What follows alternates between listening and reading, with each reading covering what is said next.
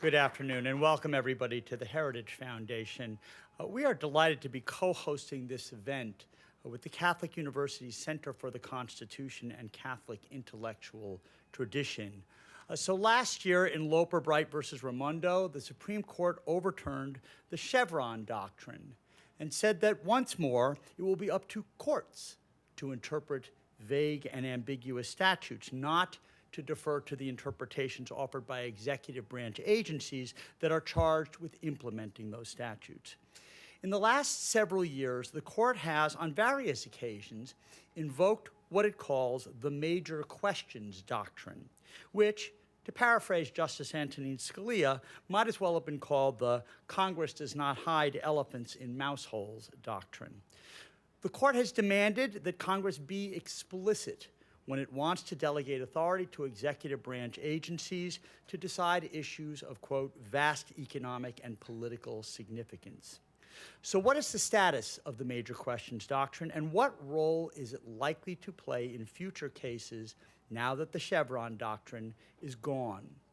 We have four distinguished scholars who are here to address this issue, and at this time I would invite you all to the stage. So first, you're going to hear from my colleague, Paul Larkin, who is a senior legal fellow here at Heritage in the Meese Center. A graduate of Stanford Law School, Paul clerked for Judge Robert Bork on the D.C. Circuit. He's also served in the Senate as counsel to the Senate Judiciary Committee. He served in the Justice Department in the Criminal Division's Organized Crime and Racketeering section, and also in the Solicitor General's office, where he argued 27 cases before the U.S. Supreme Court. Then you will hear from Michael Rappaport. Michael is the Hugh and Hazel Darling Foundation Professor of Law and Director of the Center for the Study of Constitutional Originalism at the University of San Diego Law School. A graduate of Yale Law School, Michael clerked for Judge Dolores Sloviter on the Third Circuit and then worked in the Office of Legal Counsel at the Department of Justice. Then you will hear from Chad Squitieri. Chad is a professor at the Columbus School of Law at Catholic University. A graduate of the University of Virginia Law School, Chad clerked for Judge D. Brooks Smith on the Third Circuit and previously worked as an assistant, a special assistant to Secretary Eugene Scalia at the Department of Labor. And finally, you will hear from Natalie Schmidt, who also teaches at Catholic Law School. A graduate of Harvard Law School, she too clerked on the Third Circuit for Judge Peter Phipps. With that, Paul, the microphone is yours.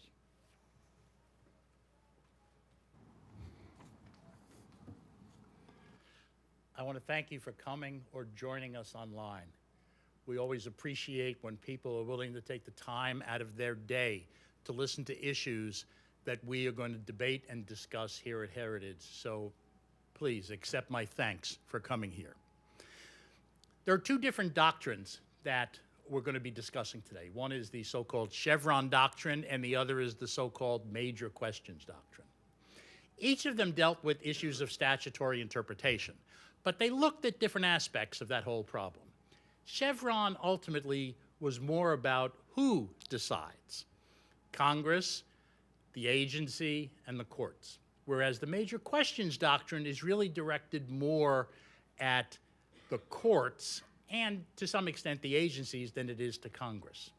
It is directed to Congress in part, I suppose, by telling Congress how it has to legislate in order to avoid the courts getting wrong what Congress intended, but it really is a direction for the courts. What Chevron said was this: if Congress says something clearly, that's the law. But if it's ambiguous or unclear, the agency is entitled to adopt a reasonable interpretation of whatever the statutory term is. And the courts, under the Chevron doctrine, have to accept a reasonable interpretation of an ambiguous or unclear statute. The major questions doctrine is different. It doesn't address who as much as it addresses what is at issue. What the doctrine tries to get at is essentially a problem of language, and language as used not just in everyday conversation, but also in the law. It talks about the same problem that Wittgenstein talked about in philosophical investigations. He recognized that terms like game have a core meaning, but also have meanings at the periphery. For example, everyone would understand that baseball is a game, including the baseball all-star game. But is batting practice a game, generally? Or is it a game if two people compete to see who can hit more home runs in batting practice? What about pepper, where there are 3 or 4 guys who just hit the ball back to who's ever throwing it? Is that a game? What about the World Series where the White Sox played, but it was rigged? Can it be a game if the outcome is rigged, or is it always a game simply because you have 2 opposing people? Well, what about soccer? Soccer is generally recognized, and by soccer I mean the term the Americans use. The world calls it football, perhaps rightly so. But is soccer or football a game? Of course. What about a soccer player who's training and just learns to bounce the ball off his knee and wants to see if he can do that and go back and forth? Is that a game if he's only playing against himself or whatever record he had? What the major questions doctrine says is simply this. Because we're going to have words by necessity in statutes, and words will not be clear and unchangeable like crystals, we are not going to treat these words as if they're duffel bags and you can throw any meaning you want into it and stretch it as much as you can because the duffel bag's material is elastic. If it's a major question, then we're going to expect that Congress probably had something in mind. And that sort of interpretation is something that is going to survive going forward because it existed long before Chevron came into being and adopted its multi-part analysis. Let me give you a couple of examples. In McBoyle versus United States, the court had to deal with the question of whether an airplane was a motorized vehicle under a statute that said any conveyance powered by an engine that does not move along rails is a motor vehicle. Okay? Well, is an airplane a motor vehicle? Holmes said no. He said, yes, you can perhaps stretch the term to include an airplane because it has a motor and it doesn't run along rails, but the average interpretation in everyday discourse is that it only applies to cars, trucks, and the like. Okay? What about the famous fish case, Yates versus United States? Is a fish, which was said to be too small for someone to catch, a tangible object for purposes of the Sarbanes-Oxley Act, which dealt with people trying to use different types of computers and the like to finagle numbers? And the Supreme Court said no, they weren't getting at fish because you don't store financial information in fish. Well, what about NFIB versus Department of Labor? The case not too long ago where the question was, can the Department of Labor interpret the Occupational Safety and Health Act to require vaccinations? And the Supreme Court said no. It's not like safety equipment. And yes, the statute does have the word health in there. But every state in the nation has a vaccination requirement of some type for children to go to school. And in that, they use the word vaccination, inoculation, or immunization. They don't use those in the Occupational Safety and Health Act. They were talking about external protections. So the major questions doctrine is going to continue because it existed prior to the Chevron doctrine and serves a valuable purpose in trying to ensure that words are given their average everyday meaning. Thank you.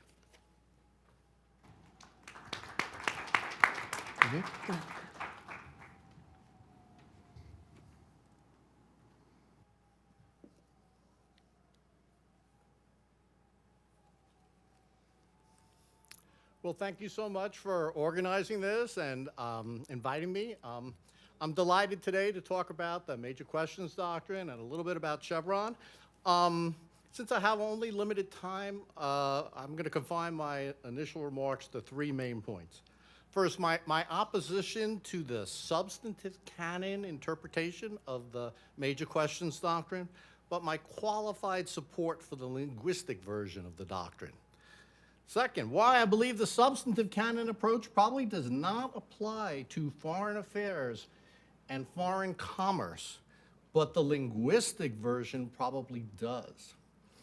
And then third, how we should evaluate I'll call it a quasi-originalist court, employing a substantive canon version of the major questions doctrine. Well, let me start with my view of the major questions doctrine, which is somewhat mixed and nuanced.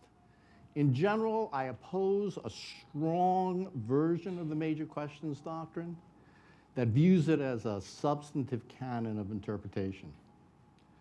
Under an originalist approach, judges are not free to make up substantive canons of interpretation. Doing that's just a weaker form of living constitutionalism. Nor can the major questions doctrine be easily justified as a means of enforcing the non-delegation doctrine. Justifying it as a means of enforcing the non-delegation doctrine requires that the court actually articulate the original meaning of the non-delegation doctrine. Otherwise, there's no way to know whether one is actually or not enforcing the non-delegation doctrine. But the court has not articulated the non-delegation doctrine and seems far away from doing so. For example, the court has not discussed whether the non-delegation doctrine applies to all laws or simply those that impact private rights, nor has the court supplied a test for determining how much discretion can be given to the executive. On the other hand, I should say I'm sympathetic to the underlying motivations that have led the court to the major questions doctrine. Agencies have argued that statutes that were never intended to allow certain regulations, in fact, permitted such regulations based on aggressive interpretations of language. And this was especially problematic in a world where Chevron deference conveyed additional powers on the agencies. But one does not need the substantive canon of interpretation of the major questions doctrine to address these concerns. Instead, it's sufficient to simply apply originalist statutory interpretation. And one important aspect of originalist statutory interpretation is, as Paul said, the canon that Congress does not hide elephants in mouse holes. One does not need a special doctrine for this canon. It's simply an aspect of how people, especially in careful written documents, use language. It goes back at least to the founders and continues today. And this canon, plus other originalist interpretive rules, such as Loper Bright's elimination of Chevron, does much to constrain overly aggressive exercises of agency powers. My position here is similar to the linguistic version of the major questions doctrine as articulated by Justice Barrett, although I should note I disagree with Barrett on some things. But I think it's even better to dispense with having a separate major questions doctrine and simply decide cases based on the original meaning. Okay, well, a second question that arises is, especially given the tariff case, maybe you've heard about it, is whether the major question doctrine applies to foreign affairs or foreign commerce. Right? Now, in my view, the substantive canon approach probably does not apply to foreign matters, but the linguistic version probably does. So let's start with the substantive canon version of the major questions doctrine that uses the doctrine to enforce the non-delegation doctrine. Now, in my view, this version is unlikely to apply to at least some matters of foreign affairs and foreign commerce. The reason is that I believe that there's a two-tiered theory of the non-delegation doctrine. The non-delegation applies strongly to private rights in the domestic sphere, but less so, or maybe not at all, in the foreign sphere. And therefore, the major questions doctrine would not fully apply there as well under the substantive approach. But the argument is different as to the linguistic version. Some people argue that the major questions doctrine should not apply as to foreign matters in the linguistic version because Congress has delegated broadly to the president in this area. Thus, one should not be reluctant to find delegations of major questions. But this argument has some problems. First, Congress has not only delegated significantly as to foreign matters, but also as to domestic matters, right? Hence this thing we call the administrative state. But we still apply the linguistic version of the major questions doctrine to the domestic area. Second, the reason that the major question doctrine applies in the domestic area, even though there have been broad delegations, is that the linguistic version does not really turn on whether there have been major delegations. Instead, it turns, at least in my view, on whether Congress has delegated elephants in mouse holes in that area. And Congress has not delegated elephants in mouse holes in the domestic area. But similarly, it seems likely that Congress has not delegated elephants in mouse holes in the foreign matters as well, right, in the foreign affairs area. So I would say that the linguistic version of the major questions doctrine probably applies as to foreign matters. Of course, whether the executive is using a mouse hole in a specific case, such as the tariffs case, is a separate question. Finally, let me conclude by explaining how I think about the way the major questions doctrine is being applied by the Supreme Court.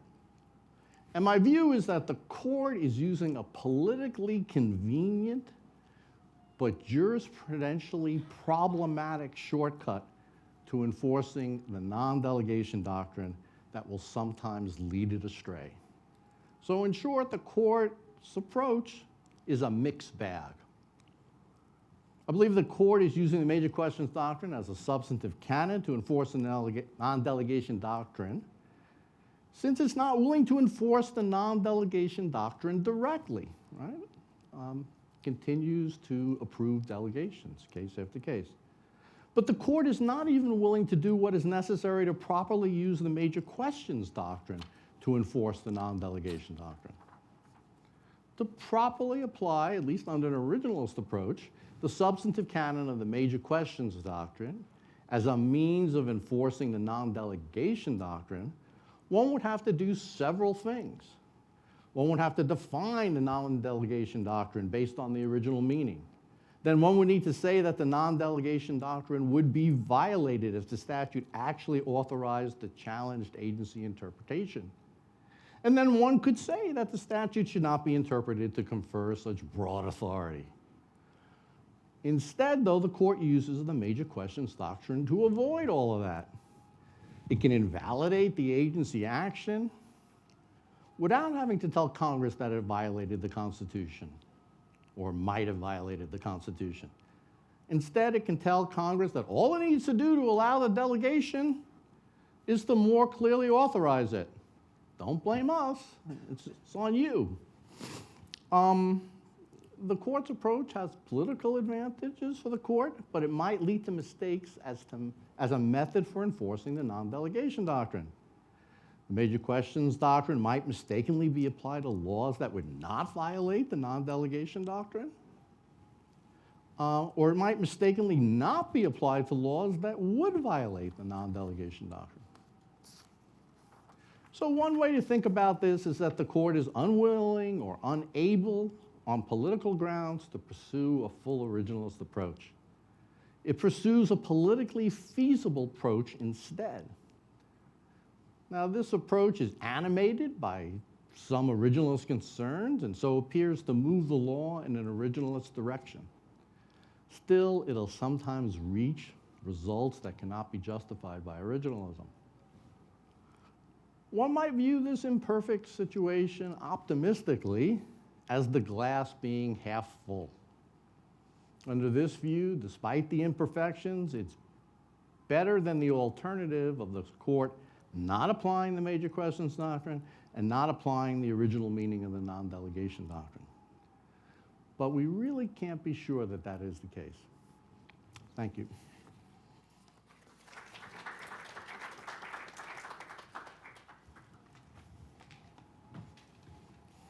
All right, so a lot of interesting discussion so far from my co-panelists. I look forward to our discussion later on. For my remarks, I'm going to be sharing some ideas that I have coming in a forthcoming essay in the Pepperdine Law Review annual volume. That essay is entitled Finding the Major Questions Doctrine. And the idea behind that title is that to suggest that the Major Questions Doctrine might be in the process of being found by judges rather than being created by judges. And if that's right, it has some important payoffs for what we might expect to find about the major questions doctrine after Loper Bright. So I think to have an idea about what the major questions doctrine is going to look like in the future, we should consider about what we have found about the major questions doctrine so far in the past. So the origins of the major questions doctrine are somewhat debated. Some have argued that something like the major questions doctrine can be traced back to the late 1800s, perhaps even earlier in principles of agency law. Others have contended that the major questions doctrine was more recently created as an exception to the Chevron doctrine. And some of those later camp, people that hold that later view, suggest that, well, because the major questions doctrine was created as an exception to Chevron, then perhaps the major questions doctrine should die along with the death of Chevron. And in arguing as much, these scholars have essentially contended that the major questions doctrine is a limit on a form of legislative authority, rulemaking authority. Now, in my essay, I disagree with that. And in doing so, I not only suggest that it's a mistake to suggest that the major questions doctrine should be limited to the old Chevron regime, I actually suggest that it might be a bigger mistake. It might be a mistake to suggest that the major questions doctrine was created at all. It could be the case that the doctrine is in the process of being found. And so while, yes, the doctrine has only been found in certain areas to date, it might be found in other areas in the future. So my essay is split into 3 parts, and I'll just kind of briefly go through those 3 parts in my remarks today. Part 1, I discuss the idea of the major questions doctrine being found. Part 2 discusses what has been found to date, and Part 3 discusses about what we might find in the future. So Part 1, various scholars, including Professor Steve Sachs, for example, have done tremendous work on what it means to find law rather than to create law. As Sachs notes, it's common today to act like finding the law is something of a fairy tale. The idea being that, well, certainly it's either the legislatures or the judges that are making the law, so it's nonsensical to suggest that the law is simply found. But as Sachs convincingly argues, he says, we follow some things made by nobody all the time. For example, people routinely conform their conduct to familiar norms of fashion, etiquette, or natural language, even though nobody is seen as having created those norms. So yes, a school teacher might say that a student has violated a rule of grammar, or a fashion magazine might say that my tie is in or out of style. But in doing so, the school teacher hasn't created that rule of grammar, and the fashion magazine person hasn't created rules of fashion. They're simply finding those rules and applying it to my grammar or my tie, so to speak. So my essay, therefore, assumes that law, like these things like fashion and grammar, can indeed be found. And so working within the assumption, I turn to a more media point, whether the major questions doctrine, right, a principle of interpretive law, whether that can be found as well. For those familiar with some of the mainstream critiques of the major questions doctrine, this might sound absurd. Right? After all, we have heard some rather, if you're familiar with the academic literature, there's some rather hyperbolic claims that the major questions doctrine was allegedly created by conservative judges to get at administrative agencies or what have you. But if we move beyond hyperbole and look at what the court has actually said to date, it seems that the court itself has acted as if the major questions doctrine has been found rather than created. So to wit, and as some of my co-panelists have flagged, there's essentially 2 camps on the current Supreme Court about what the major questions doctrine is. And both camps have said things to suggest that the doctrine is in the process of being found. So start with Justice Barrett, who argues that the doctrine is a linguistic canon. According to her view, similar to how a babysitter might not give major authority without being quite clear, Congress does not give major authority without being quite clear. Now, note how in making that argument, Justice Barrett is not purporting to create how babysitters or how Congress speaks. She's simply purporting to say there's something out in the world, how babysitters and Congress speaks. I'm finding that and I'm applying it here, and I'm calling it the major questions doctrine. So that's one camp. The second camp is the Justice Gorsuch camp. I put Gorsuch and Alito in this camp together. They argue that the major questions doctrine is a substantive canon that enforces some sort of constitutional value, namely the non-delegation principle. In West Virginia, Justice Gorsuch wrote that some version of the doctrine can be traced back to at least 1897, when the Supreme Court confronted a case involving Interstate Commerce Commission, which has been referred to as the federal government's first modern administrative regulatory agency. So then with time, and in particular after the explosive growth of the administrative state in 1970, the major questions doctrine began to take on more importance. So on Justice Gorsuch's telling, the animating idea seems to be that, well, something like the doctrine first arose alongside the initial rise of the administrative state, and then as the administrative state began to grow and unfold, the major questions doctrine began to further emerge as an important aspect relevant to the interaction between courts and these new things called administrative agencies. So on this telling, one could argue that the doctrine was not necessarily created by courts, but instead could be understood as having been slowly developed or discovered by courts as new legal circumstances, the rise of the modern administrative state, as that came into being. More recently, the court in general has acted, because those two camps I just talked about were like concurrences from single justices or not on behalf of the full court. But the full court has acted as if the doctrine has been found as well. In Nebraska, which was the student loans case, the dissent critiqued the court for a, quote, made up major questions doctrine, saying you guys created this. In response, the court majority said, while the major questions label may be relatively recent, it refers to an identifiable body of law that is developed over a series of significant cases spanning decades. So one might put that point more simply by explaining that the doctrine has not been made up, but is instead in the process of being found. All right, so part two, what has been found to date? Well, except for perhaps an exception or two, the major questions doctrine has no doubt been found, applied in the rulemaking context, where administrative agencies make rules and regulations. And some scholars have argued that the major questions doctrine should be restricted to that context. In particular, they argue that the major questions doctrine can only be reasonably applied to agency actions that are legislative in character. Right? But as I argue, the major, and lots of others, although the major questions doctrine has applied to agency action that seems legislative, rulemaking, the agency action is actually not legislative, right? Rulemakings by administrative agencies must be exercises of the federal executive power. If they're not, if they're exercise of legislative power, then we've run into a problem with the Article I vesting clause, which places that legislative power in Congress, not executive branch administrative agencies. So as Justice Scalia explained, although agencies make rules and conduct, make rules and also adjudicate, and that might look like legislative or judicial power, they're actually both forms of executive power. So when viewed in that light, it becomes clear that the major questions doctrine has always applied to purported exercises of executive power. Right? So to say that it needs to be restricted to legislative power just misunderstands how it's been applied in the past. I'll skip ahead to part three for time, where the major questions doctrine might be found in the future. So although the major questions doctrine has been primarily observed in relation to a particular form of executive power, the rulemaking context, future courts might find that the major questions doctrine applies in other exercise of executive power as well. And there are at least three other types of executive power. Those are adjudications, decisions to adjudicate, and then enforcement actions. And because we're short on time, I'll just focus on one of those, the adjudicative context. And I'll explain why, although we might not have found the major questions doctrine in the adjudication context yet, we might expect courts to find it in the future. So what are adjudications? Although adjudications might look judicial, they are no more judicial than rulemakings are legislative. They are instead exercises of executive power, or again, they must be, otherwise we're gonna have a constitutional problem. Now, under current doctrine, specifically a case called Chenery 2, agencies can create new policy through adjudications, similar to how agencies can create new policies through rulemakings. That's a controversial decision, but that's the lay of the land at the moment.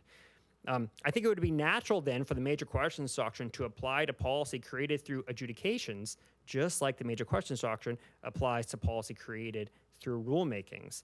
One potential difference to flag, however, is that in the adjudicative context, a policy's majorness should be considered on an aggregate basis. So that means courts should review the majorness of an agency adjudication. They should assume that, okay, well, this policy that the agency is using in this adjudication, it will apply similarly to similarly situated people and other adjudications in the future. Because if you just zoom in on one adjudication of like one business owner, it might not seem major. But if you assume the agency is going to treat all of those similar business owners the same, you can see how the majorness can kind of stack up.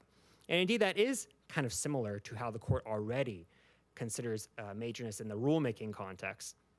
In West Virginia, for example, there was only one party who the court ruled to have standing officially. That was the state of West Virginia. But the court nonetheless considered majorness on a national basis, not just limiting it to the state of West Virginia. So in short, it could be the case that the major questions doctrine is in the process of being found. Indeed, that is how the Supreme Court seems to have talked about the doctrine to date. And yes, the major questions doctrine might have only been found so far in the rulemaking context. That is just one type of an exercise of executive power. And because the major questions doctrine is a limit on executive power, one that ensures that the president does not overstep the kind of limited lawmaking process assigned to him in Article 1, Section 7 in the Recommendations Clause, we would expect courts to begin finding the major questions doctrine and other exercises of executive power as well in the future, and that includes the adjudication context. Thanks.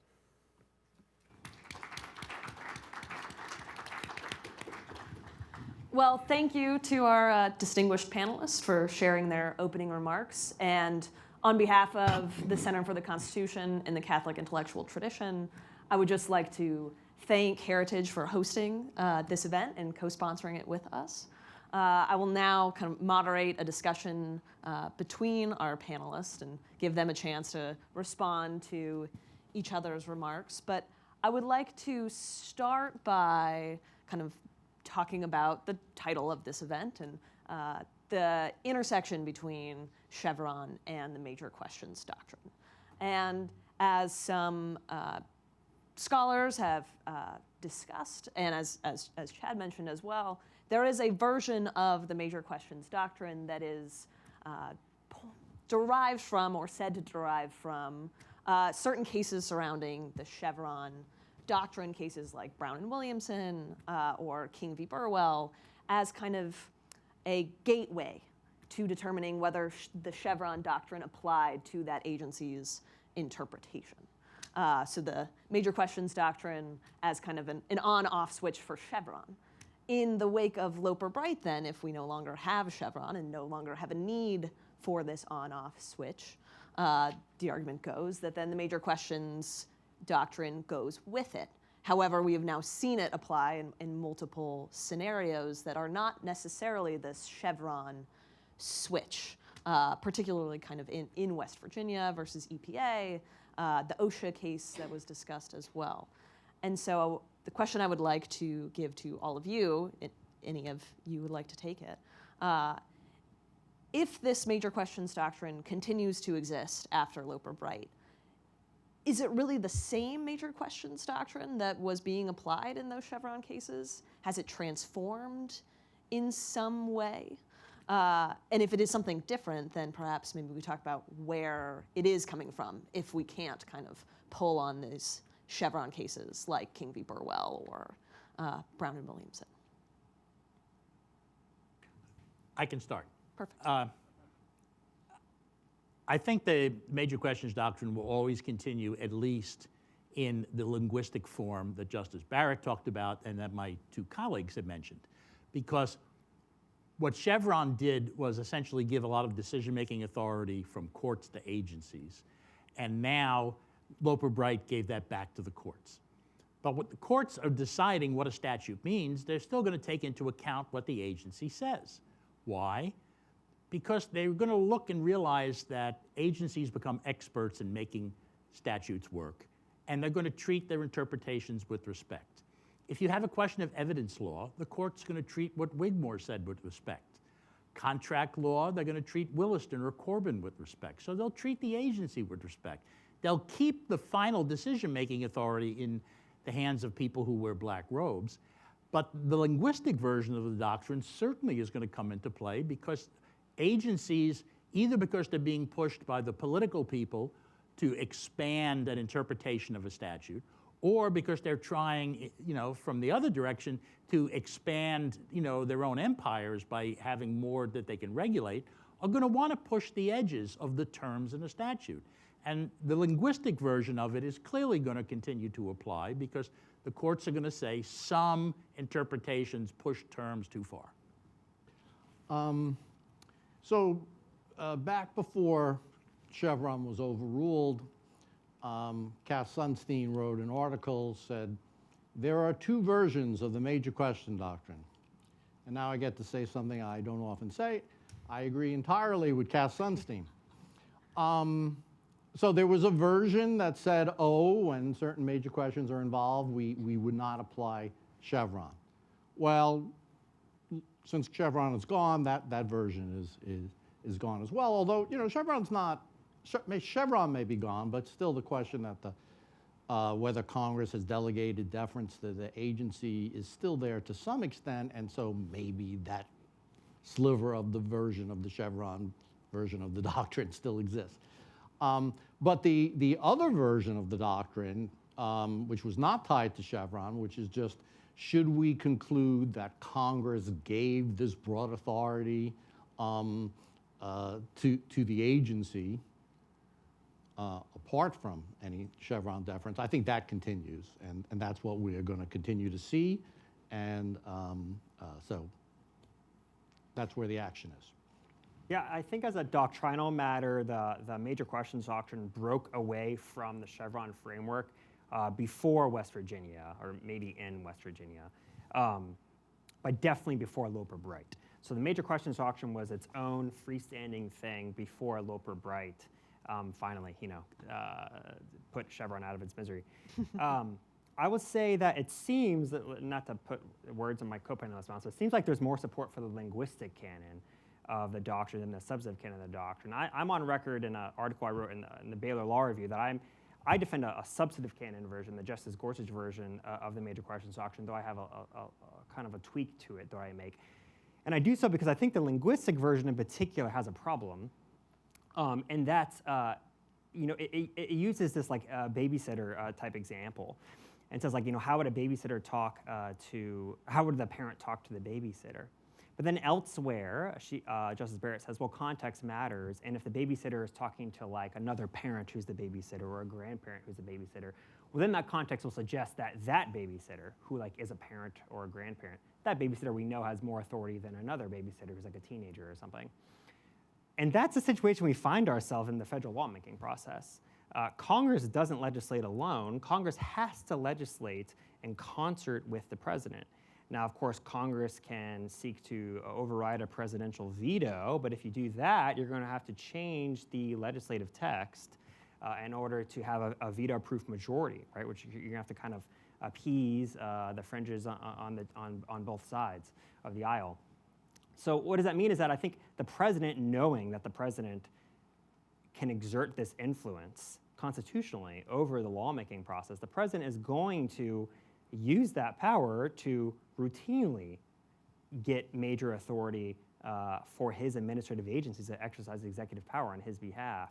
Sometimes the president won't win and won't get the major authority, but sometimes the president will win and will get the major authority. So I don't think we can get there as a linguistic version. I do think you can get there as a substantive canon version, however, because the substantive canon version says, how are laws made? They're made through a special process outlined in the Constitution that includes the Congress and the president. So the best way to look at it is to look at what was the political bargain struck there, and then see if the power is held within there. Because otherwise, you are kind of disrespecting the constitutional process of making law. So I think for it to survive, I think it has to be a substantive canon version rather than a linguistic version. If you wanted to. Well, there's a lot there. I think most of it I disagree with, but so This is the Jane, you ignorant slut part of the discussion. Chad, you.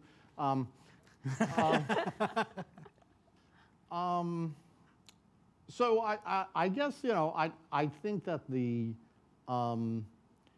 maybe the analogy with the babysitter question is so you imagine the parent saying to the babysitter, okay, so this is what I want you to do. Are you okay with that? Any questions or concerns about that? And the fact that the parent might seek to get the approval, or at least, well, I'll just call it the approval of the babysitter, doesn't change the fact, as Justice Barrett said, that there would be limited authority just given the babysitter's role. So the fact that the president is going to be enforcing these agency statutes, and has a veto, I don't think necessarily should lead us to say, oh, okay, the language it should be understood differently. So anyway, that would be my response. I mean, I think the substantive features of whatever is under discussion has to come into play. For example, Congress couldn't pass a statute telling an agency to promulgate regulations that enforce this, and the only direction we give to the agency is do the right thing. Maybe that would be enough if the only enforcement mechanism were civil or administrative. But they couldn't do that if the enforcement mechanism were criminal, because that clearly wouldn't give enough notice to the public as to what is involved, or to the agency as to what the right thing means. So the linguistic part will always be there, in part, I think, because there's a normative aspect to that as well. In some areas, the norm will come into play that you have to have fairly well-written and easily understood terms so that the average person can comply with the law without going to the hoosgow. It also will come into play in other types of settings where there is a normative aspect. The president has certain authority in the case of foreign affairs that he wouldn't have otherwise. So if Congress is setting out rules about how you punish countries for whatever the particular Congress finds doesn't satisfy its own norms, the president, being the one that can recognize foreign nations and the one that has to implement whatever other statutes are necessary, which includes protecting the nation, has a certain amount of normative authority, I think, in some instances, to say, no, I'm not going to punish this country, even if they technically satisfy a particular statutory definition, because I need them for X, Y, and Z that are in the national interest. So you're going to have norms come into play, even if you have a purely technical linguistic version of the major questions doctrine. I'm just not sure that you'll ever have one where you won't have to look to the words of the statute to see exactly what the agency is doing and whether it's permitted to do that. Could one follow-up on that? I do think that those are both excellent points by my co-panelists. I do think another problem that the linguistic version has, though, is that if it's purporting to understand things as like the man on the street or the ordinary congressional outsider might understand things, well, if we ask the kind of like ordinary person or ordinary lawyer, does the president have influence over federal legislation? Of course the answer is yes, right? Like Obamacare, the big beautiful bill. Right? The ordinary person understands that the president is exerting policy influence over that legislation. And I think sometimes, as like more conservatives, we might think that's like some hangover from the New Deal with FDR or something like that. But it's not. The president does have constitutional authority to flex policy muscle in the lawmaking process through the recommendation clause and through the veto clause. So I do think that the ordinary man on the street already is aware of the president's role in the lawmaking process, and perhaps us as lawyers need to kind of catch up to that. The OSHA example, however, that was passed in the 70s, I believe.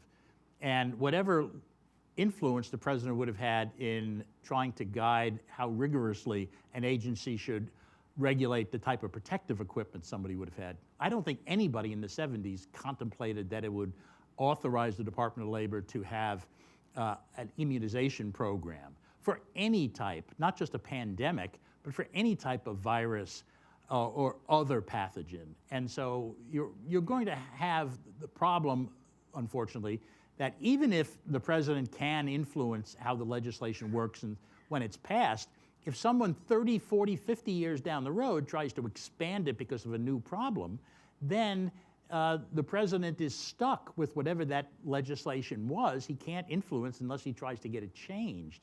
And so now the courts have to try to rein in what the agencies are doing. And in that circumstance, I think there are both substantive or normative and linguistic limitations on what agencies can do independent of the authority the president may have to influence what a legislature does today. I agree with a bunch of what you just said, but I think you can get there through the substantive version by saying, look, like the President Obama, I've got a phone and a pen thing. I'm just going to make this statute do what I want it to do.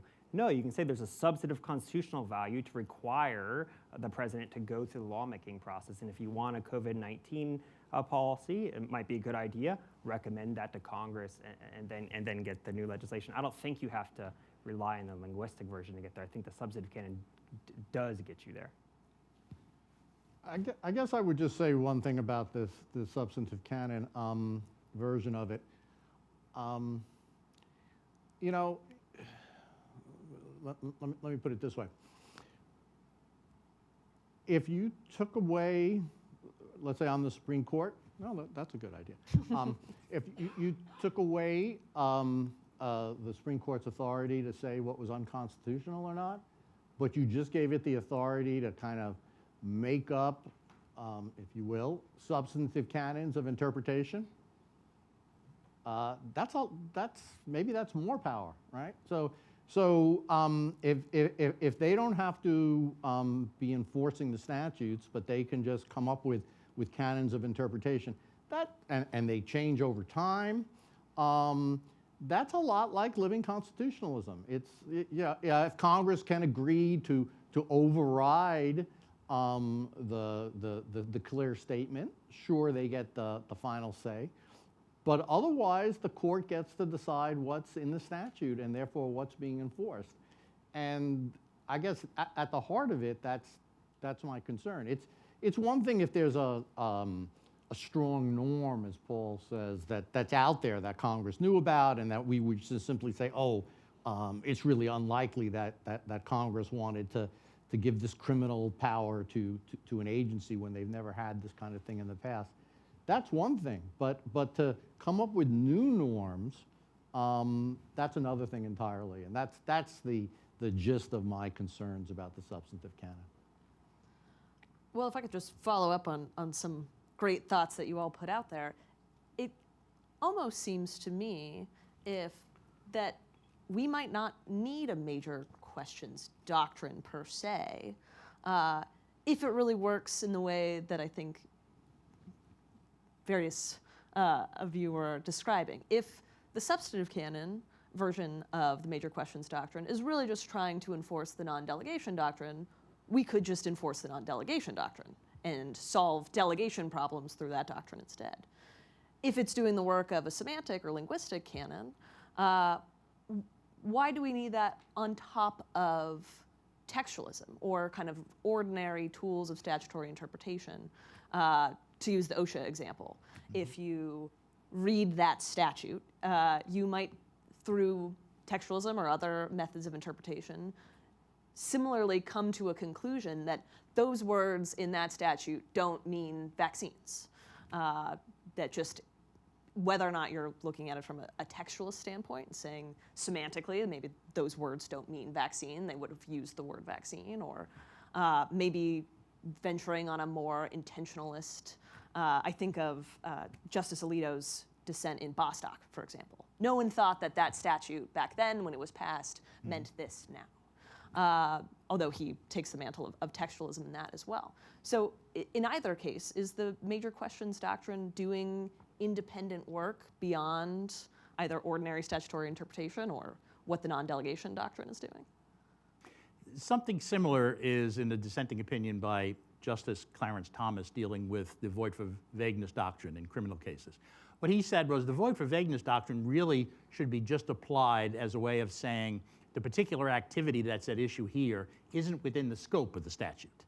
And that seems, to be a reasonable way of interpreting. He said, in fact, that's the way in the 19th century we construed this. We didn't say the statute was vague because it could apply to A, B, C, and X, Y, Z. We just said X, Y, and Z don't, fall under the statute. And vagueness doctrine came up later. Yet that's a reasonable way of going at it. And, maybe the court could have just done that from the beginning. They certainly could have done that in the NFIB versus Department of Labor case. But courts like to make up new doctrines just like legislators like to pass new laws. We have the prongification of the law throughout constitutional law. We have, overbreadth as a doctrine that they created. I think that's hard to say they found that one. That one they just made up. And courts like to do that. They make things up, and it becomes the doctrine of whoever made it up. It's theirs. People like doing that.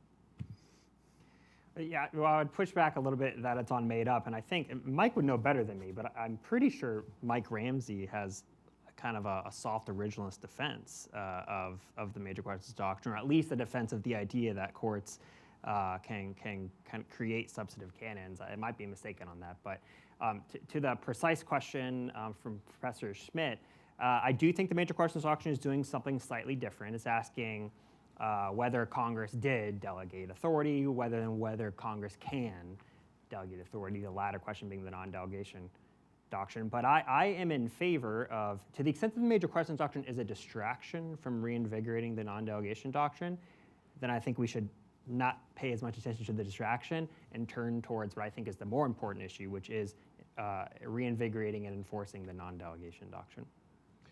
Well, on the point that Chad brings up about whether or not you can give an originalist defense of substantive canons, now that's an interesting question in and of itself. If one goes back and back when she was a professor, Professor Amy Coney Barrett wrote an article about this. It's quite an interesting piece where she goes through and she says, what about all these canons, these substantive canons of interpretation from the very beginning? So if one wanted to make a defense of substantive canons, and I think Ramsey does this to an extent, one says, look at these substantive canons from the beginning. This is okay. Then Professor Barrett cuts back on that, but we'll leave that part out. So the way I read those early canons, and it's different than Professor Barrett, but they're all things that are,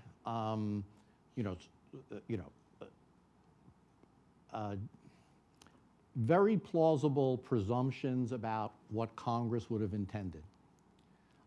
They either applying, on the one hand, pre-existing doctrines that the Congress knew about when they were enacting the statutes, or things that were widely held values that people would then say, well, of course Congress didn't mean to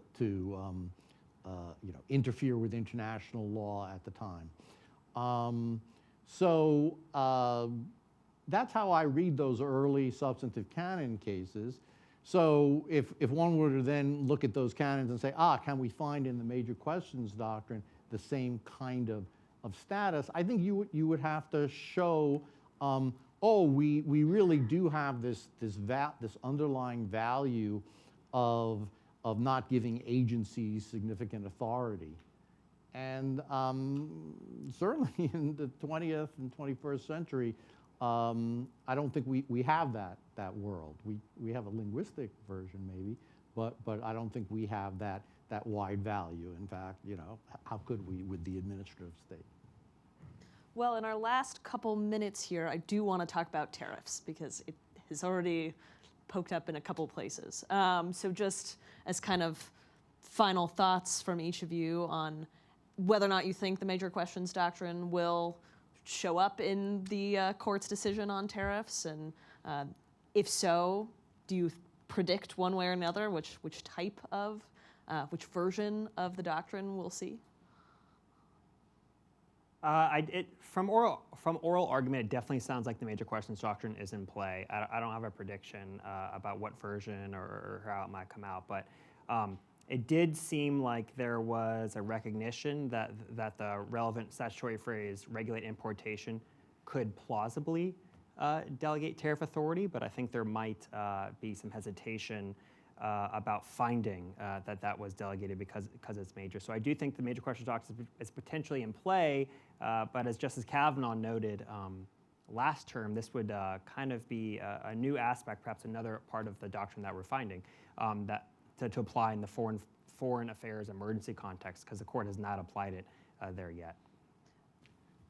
Yeah, you would think that it would be in play, given that we've got a arguably ambiguous statute, and if you want to interpret it to cover tariff authority, then and a sort of in a freewheeling way, that really is a very significant delegation of major questions to the executive.